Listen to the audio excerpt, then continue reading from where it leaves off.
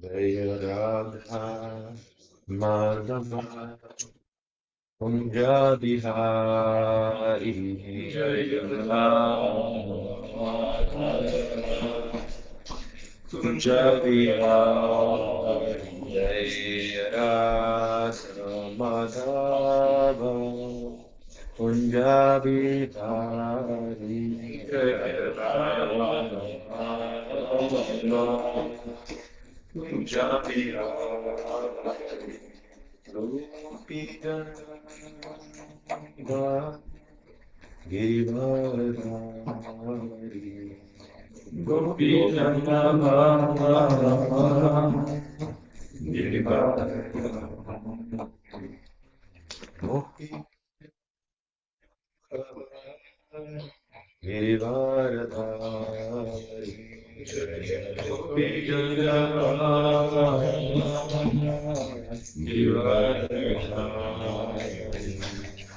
Yashodanandana Rajajanaranja Yashodanandana Rajajanaranja Yashodanandana Rajajanaranja Yashodanandana Rajajanaranja Takbira Vanachva Yamunatira Vanachari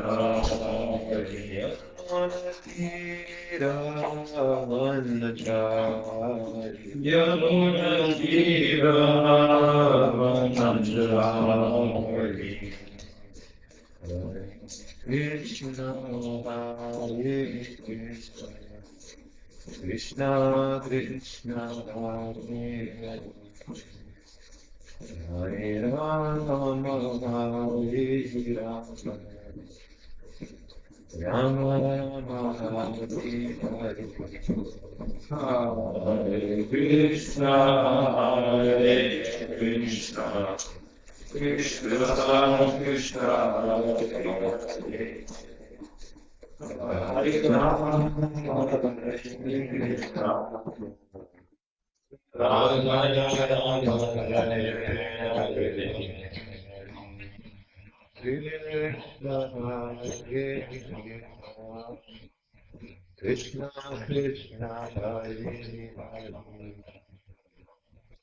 Hare Rama Rama Rama Hare Hare Hare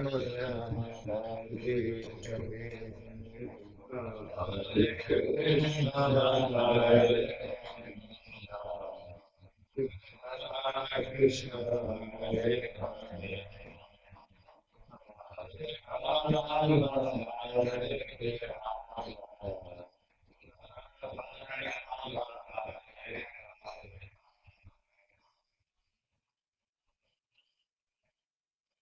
Bhagavatam Canto 2, Chapter 4, Text 5.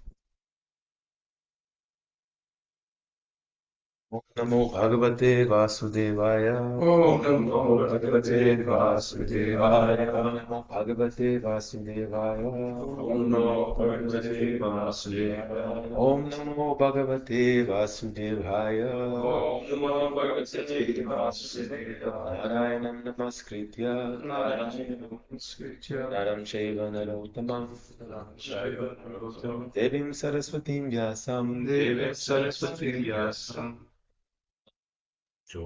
Tato Jayamudiraye. 245.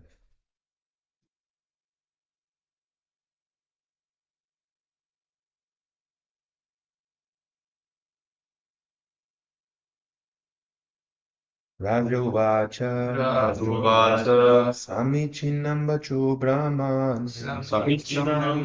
Brahman Sarvagyasya Tavanaga Amavishiriyate Mayam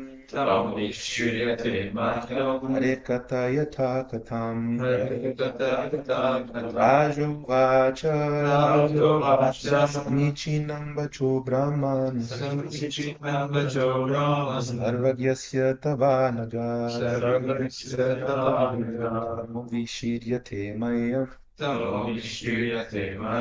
Hare Katha Yatha Katham Rajovacha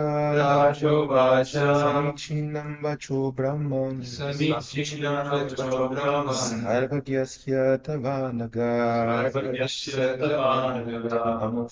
Amavishiriyate Mayam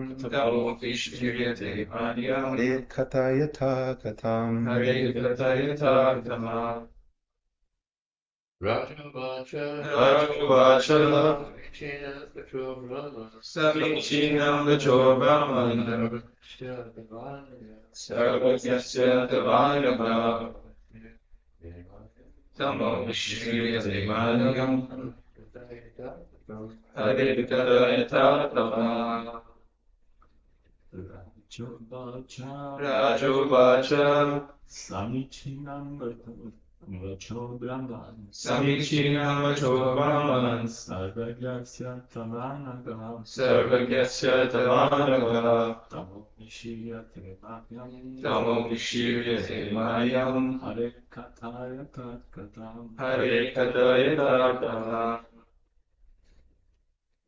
Rajovacha Rajovacha The king said The king said Samichinam Samichinam perfectly right perfectly right Vachaha speeches speeches Brahman Brahman O learned Brahmana Learned Brahman Sarvagyasya Sarvagyasya one who knows all one who knows all Tava Tava your Anagha Anaga without any contamination without any contamination Tamaha Tama the darkness of ignorance Vishidyate Vishidyate gradually disappearing gradually disappearing Mayam Mayam unto me unto me Hare Hare of the Lord of the Lord Katayataha Katayata as you are speaking as you are speaking Katam Tatam topics topics Translation Maharaj Parikshit said, O learned Brahmana, you know everything because you are without material contamination.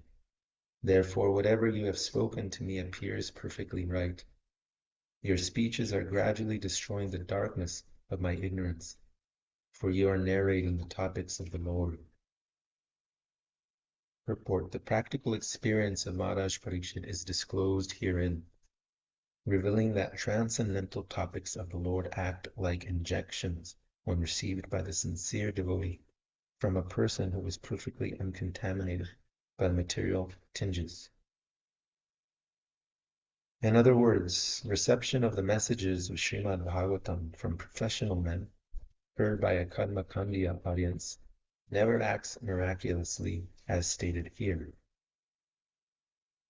Devotional hearing of the messages of the Lord is not like hearing ordinary topics. Therefore, the action will be felt by the sincere hearer by experience of the gradual disappearance of ignorance.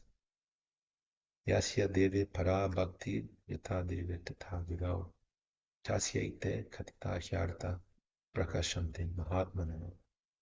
Shritashvatara Upanishad 6.23. When a hungry man is given food to eat, he feels satiation of hunger and the pleasure of dining simultaneously. Thus, he does not have to ask whether he has actually been fed or not. The crucial test of hearing Srimad Bhagavatam is that one should get positive enlightenment by such an act.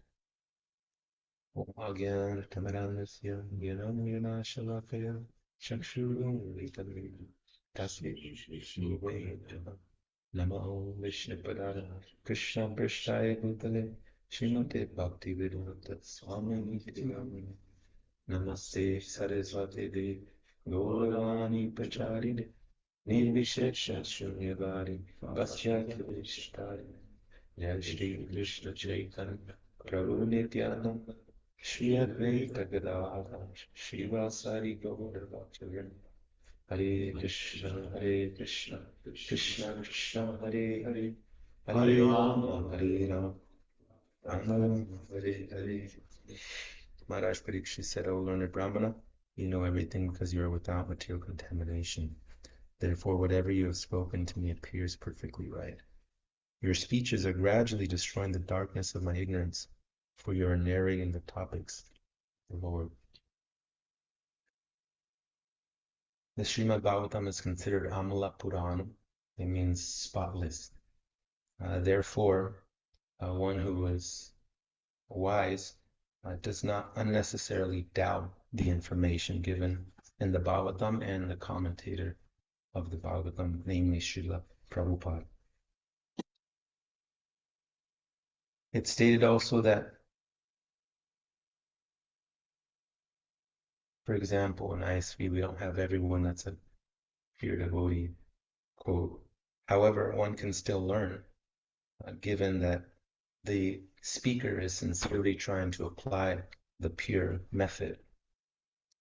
However, for one who has mundane interest in Bhagavatam for whatever reason, that person is likened to a snake touching pure milk.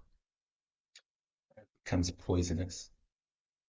Therefore, even here at ISV, we can learn from someone who's not His Grace Rashesh Kamash, His Grace Vijayaguri, Dina Bamripam, who's here in the area.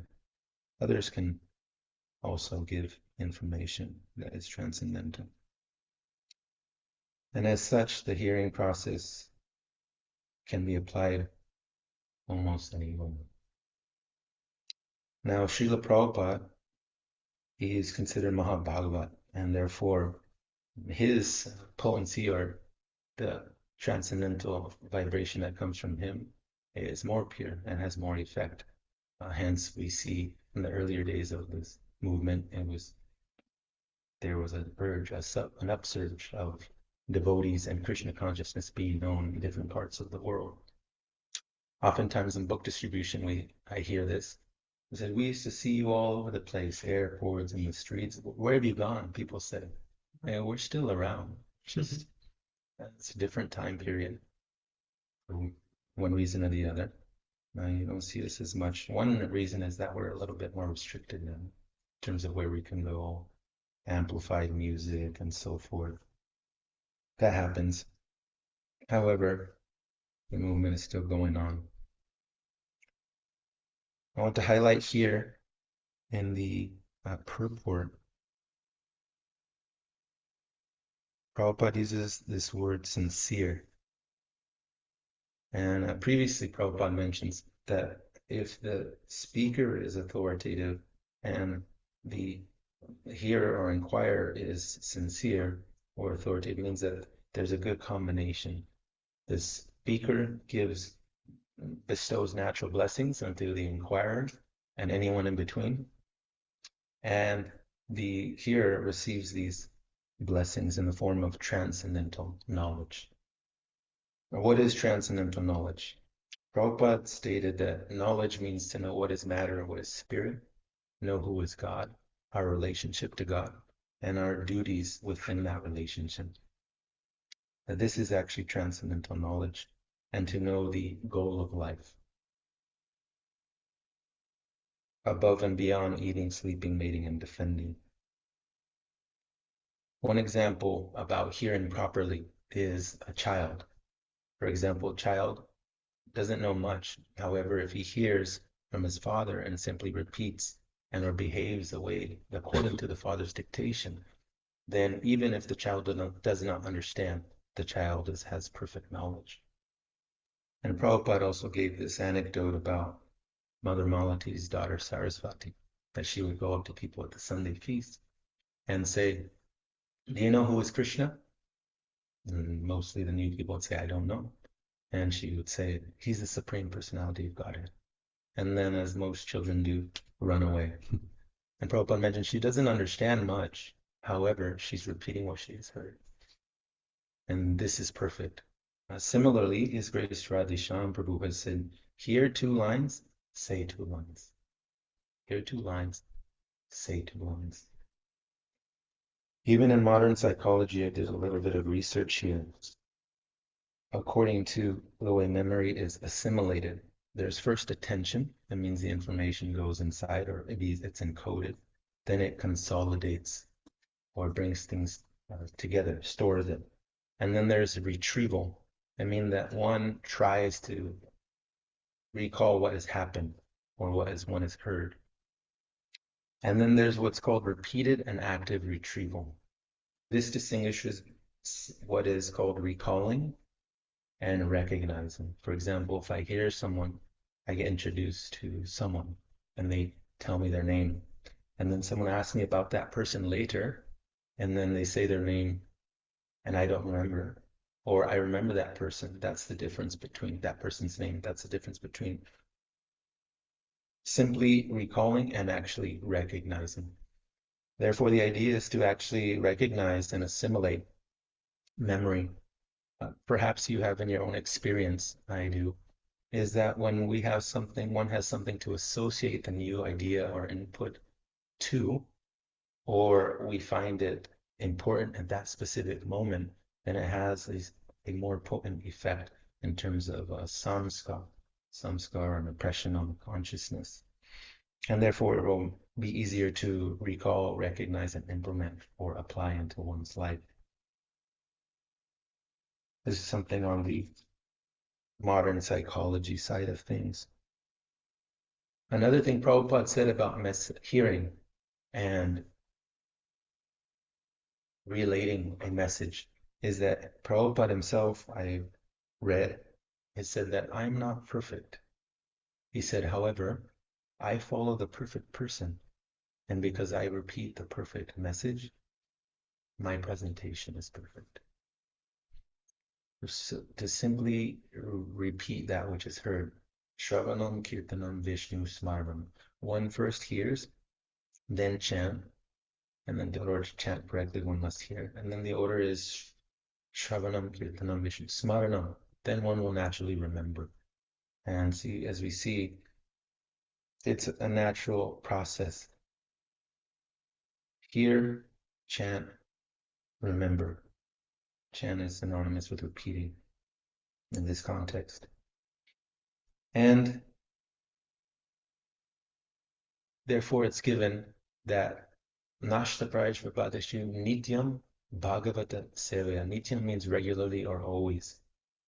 Nityam Bhagavata Sevaya. Always serve the person, Bhagavat, and the book Bhagavatam.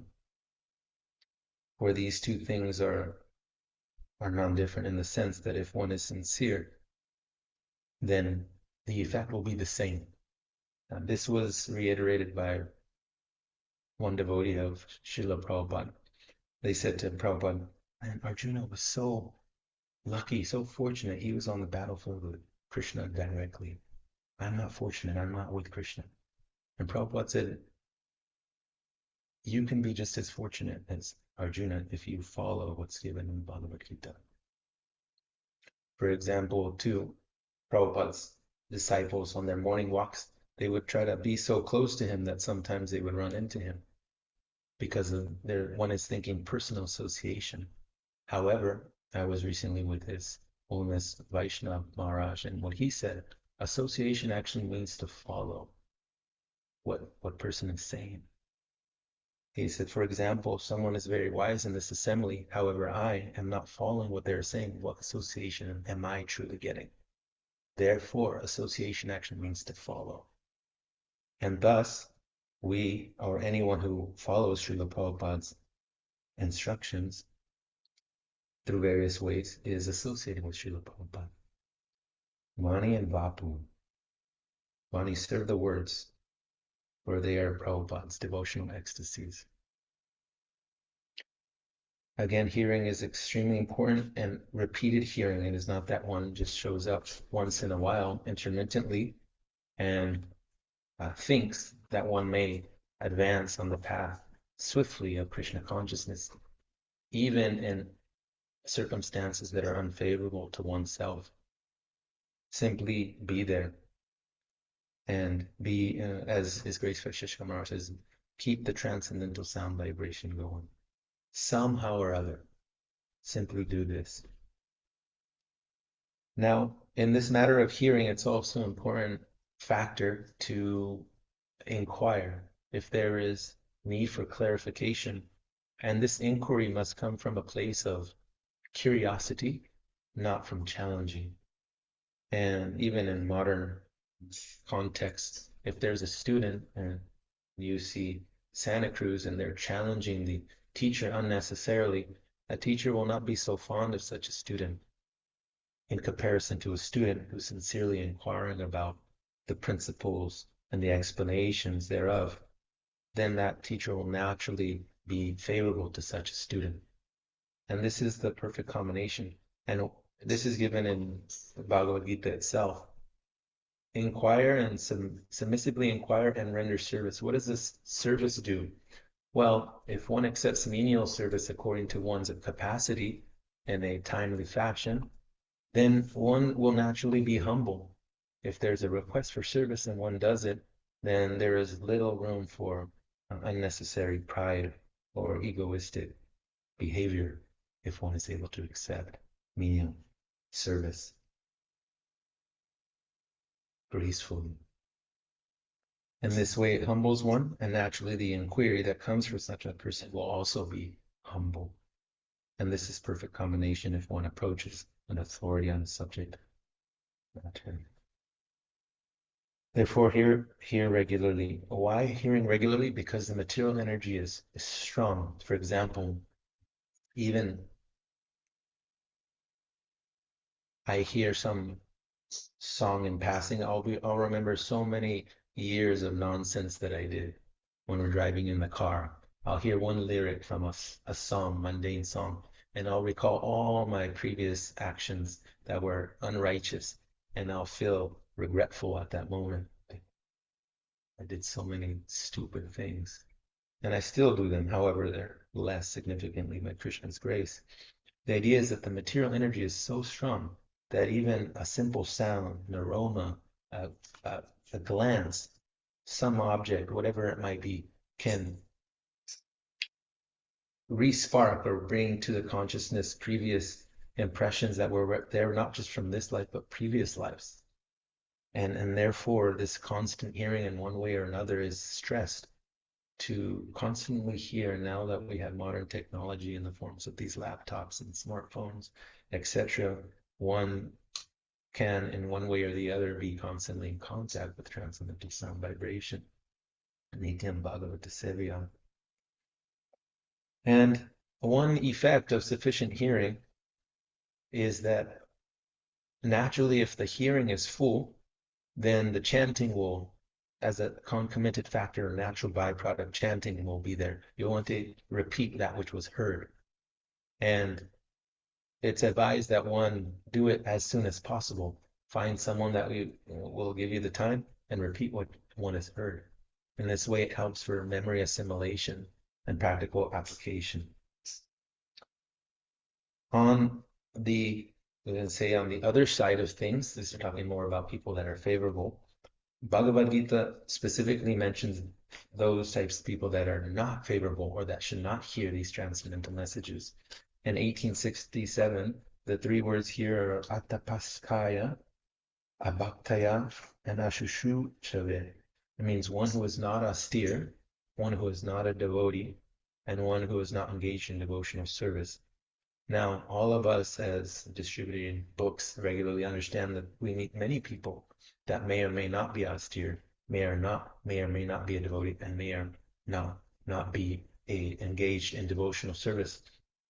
However, the way Vaisheshika Maharaj said it, there's a filtering process essentially that's done in that moment. Is as sentient beings, one can feel where a certain person is, and then as much as possible pour in mercy. That's what Vaisheshika Maharaj said. And in modern psychology, this is known as thin slicing. Thin slicing means that in just a few moments, one is constantly assessing where a person is through various ways, facial gestures, body movement, body position, tonality of voice, eye contact. In several ways, one is constantly thin slicing and trying to make a distinction. Is this welcomed or is it not welcomed? And that's essentially what we do on book distribution, is we try to find someone or a group that is favorable and pour in as much mercy as possible, give them books, invite them to programs, etc. And this is the proper way to understand and apply this 1867 verse in the Srimad Bhagavad Gita. Now, coming back to the purport, this verse that Prabhupada references, essentially it says that one who has implicit faith in Guru and Krishna, to such a person, all the imports of the Vedas are given or bestowed upon such a person. Implicit means without question. I remember even when I first got books in Santa Cruz some 8 odd years ago and started reading, there was probably 99% I didn't understand. However, in my heart, I was never doubting what was there. And that was a very liberating time for me. It was a very graceful time. I was feeling a lot of gratitude. And for example, on the other side, one could say comparatively at UC Santa Cruz, there was a student, and she was asking so many questions in a challenging mood. Out of etiquette and respect, I answered them all according to my level of understanding. However, it was not a pleasant interaction. And therefore, if one accepts that which is heard, and again, submissively inquires and renders some service, then that's the perfect combination. That's why we see, for example, and I see in Bhakti Santa Cruz, there's a few people there that have gone to completely new to Bhakti Yoga to now they're serving, offering volunteer services regularly. I remember them in my heart. I feel I want to help again, even though I've been away since basically March. Now I feel inclined and also appreciative to want to go back there, Krishna willing, today evening and offer some service. Therefore, this implicit faith is required, as Prabhupada highlights in this purport as given in this Shvetashvara Upanishad. One must have implicit faith. And furthermore, it states, Tu jayam sarvabhuta ma guru shushraya and taramtyanjo bhuvarnavam. That if one renders service to the spiritual master helps one to cross the ocean of nescience. Nescience means a lacking of knowledge or awareness of what? Oh, the absolute reality. Reality distinguished from illusion for the welfare of all. That is the highest welfare work that one can give.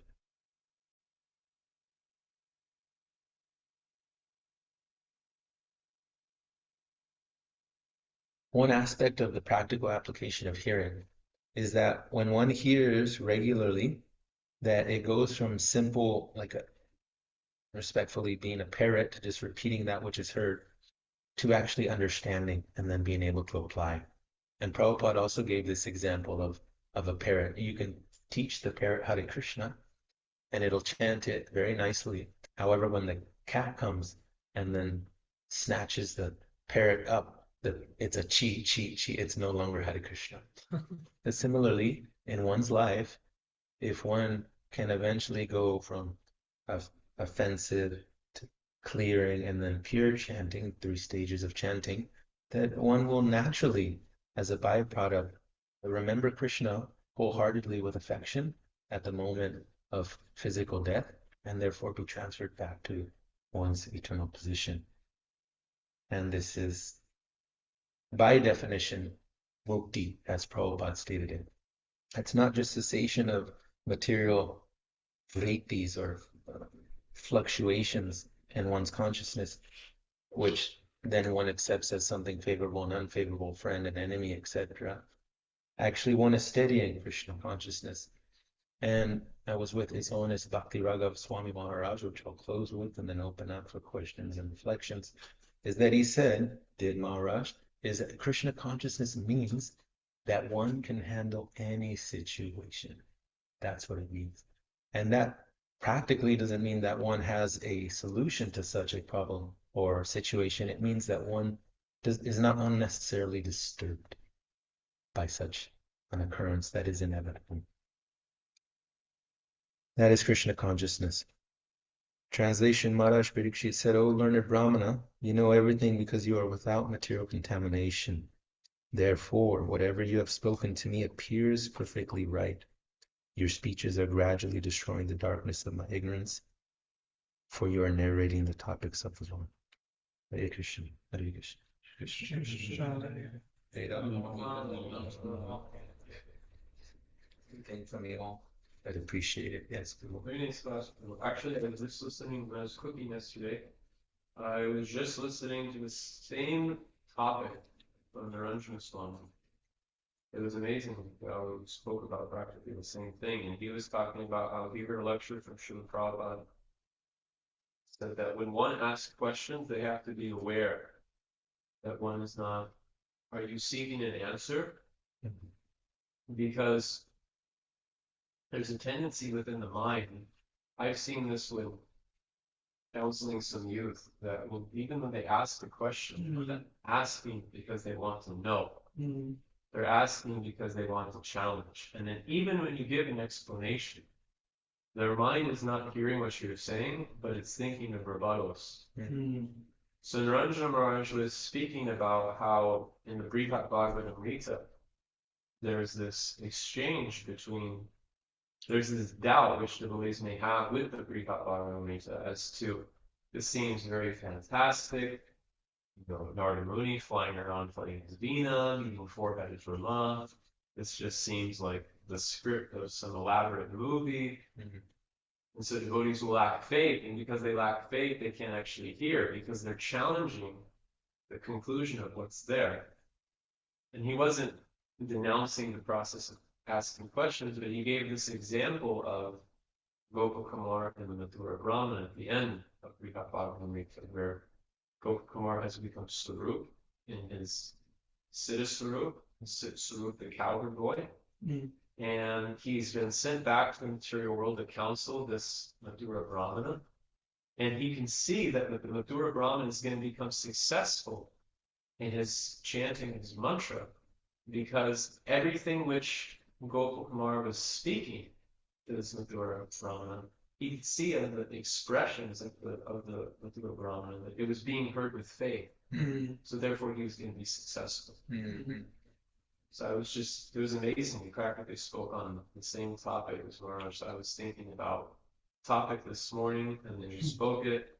When we read the verse, I was thinking of it, and then we practically repeated exactly what I heard from Maharaj yesterday. So it's very nice. Thank you very much. Thank you for that.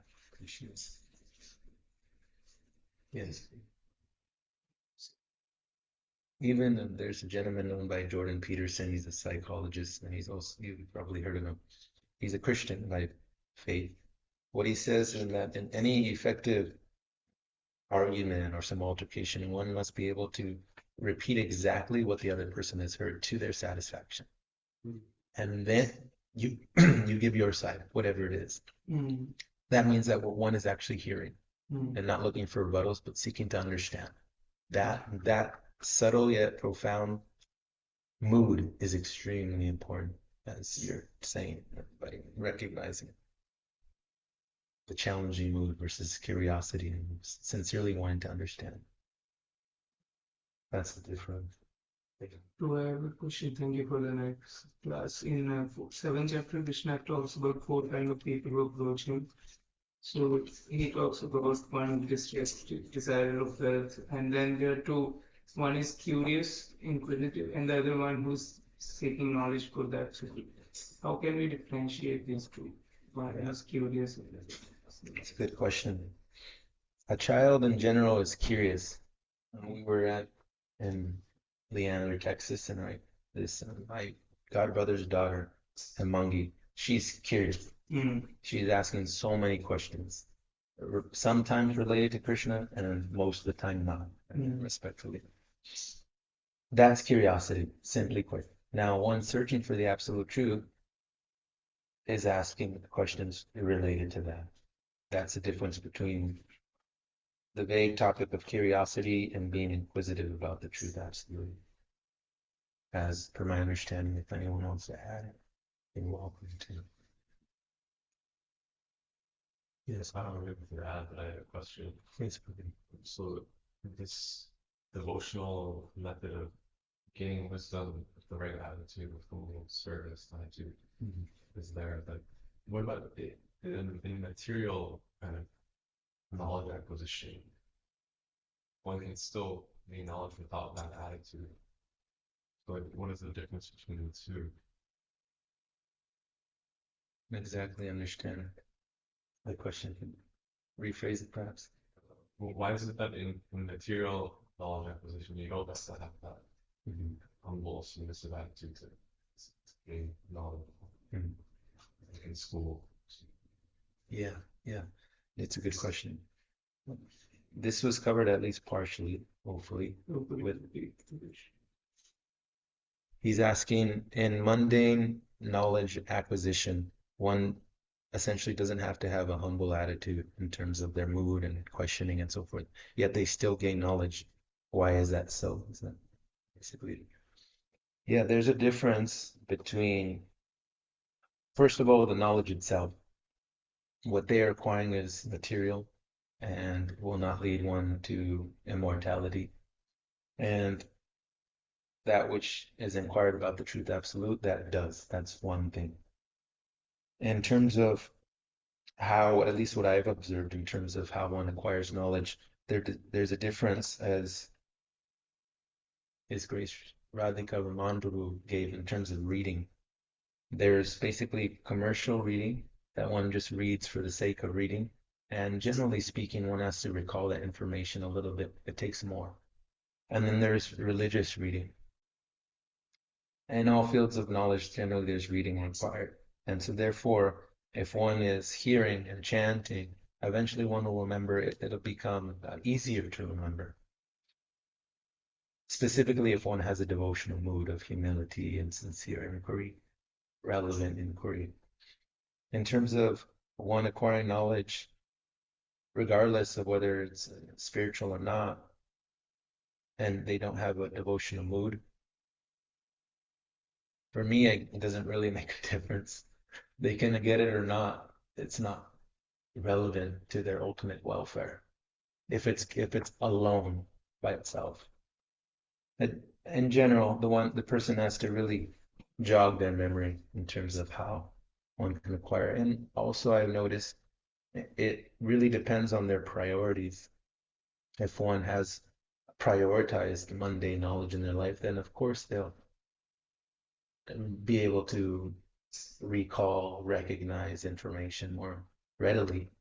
However, what's the point of such recalling and recognizing such knowledge? And as I mentioned in psychology, generally, if one has something to associate with the new input, and if there's some relevance at that particular moment, then there's a stronger impression on the memory. However, that would be my question to someone who is acquiring mundane knowledge only for the sake of that, is what's the point of all your learning? And Prabhupada mentioned this also, is that you are a very learned man. You know so much. He says, however, for the time being, set aside your knowledge and just listen. And in this way, one can eventually start to distinguish and clearly identify and regularly prioritize spiritual principles in life in a systematic way, according to one's adhikari or qualification. And this has a refinement or change of character. If anyone wants to add about this specific question, welcome to. Well, just by going to the university and sitting in a class, that's kind of like a sign of humility, because they're going there to learn something. And get it. Where did you learn? Isn't it?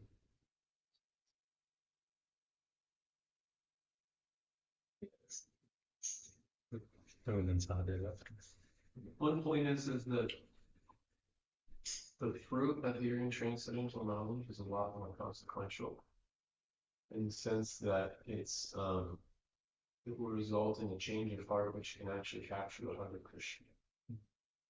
So one can scratch their way through material existence in order to climb to the top. That's not how it works in spiritual life. So because the attainment is so confidential, there's a prerequisite as to how one has to approach it. So, like for instance, I saw when I was in school, it wasn't necessarily the most submissive students who were always successful in classes. There were students who also just knew how to flirt with the teacher, so to speak. And the teachers just felt like a popular kid in the school because of the way certain students interacted with them. And so they were obliged to know.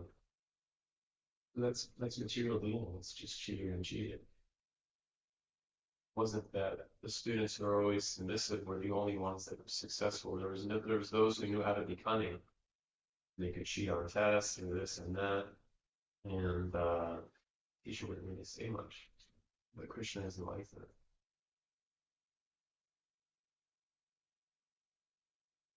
Yes. I just question for me. Yeah. I really like the analogy or the example that you're giving about hearing a song. Mhm. It reminds me of the verse of the Bhagavad Gita. And then you kind of paraphrase this verse that as strong wind sweeps away a boat on the water, even one of the roaming senses on which the mind focuses can carry away a man's intelligence. Mhm. I experienced that on the way here. I remembered an old song I liked, and I didn't even hear it. I just remembered it. And then I was like, oh, what about that whole album? I was like, what about the second album? And I'm like, what was I doing when I was listening to that? And I was like, whoa, wait a minute, this is not, this is not helping me achieve the goal of life, and actually, it's hurting it. And but those samskaras, like we were talking about, are very strong for material life, maybe because for me, I spent most of my life, maybe 21, 22 years engaged in basically just material activities, and then 3 or 4 years just in devotional activities with some, steadiness and unsteadiness there. And what to speak of past lives. So how can we make our devotional samskaras more, I guess, like how can we make them pop out more in our mind Yeah, or recognize them more, I that's guess? a great question. Yeah, it states it to a certain degree here in the purport, just to give context here. It basically states gradually, that one gradually gets this positive enlightenment by such an act. In terms of practically reinforcing devotional acts, I mean, we're basically doing it already. The idea is to be patient and constant, at least in my experience. I'm trying to constantly remind myself how important it is to practice Krishna consciousness. And because what happens is, whatever one gives importance to, generally that dictates their next course of action. And eventually what will happen is that our natural energy, as Prabhupada said, means our original Krishna consciousness, will overcome all these samskaras devoid of whatever degree of potency they have or had on us. And there's a Sanskrit word, shane, that means, for the average person, shane means gradually over a period of lives it takes for such a person. So in terms of your 21 years to your 3 or 4 years, in the timeline of eternity or time immemorial, it's very minuscule. But one idea is to remain patient, enthusiastic, and one certain way to increase one's devotional impressions, or the potency of the impressions, is to associate with those that already have such devotional impressions. Advanced devotees in comparison to oneself, as much as possible. And because again, generally they're more pure than oneself, then they can relay a message in such a way that will turn the heart in a positive way. And as such, then one will have these memories. In one sense, it's a number game, and in another sense, there's an emotional charge that comes with each memory. And therefore, if one is more emotionally attached to it, for whatever reason, one way or the other, then it'll have a more powerful effect on one's consciousness, especially in terms of being able to remember something positively. Those are some things I've experienced, if anyone else wants to add.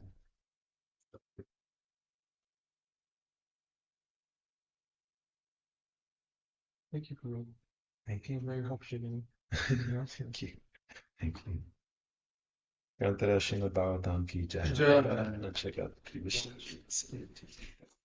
Vaishnavi.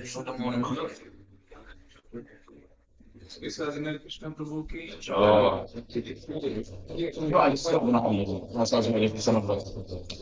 Hey.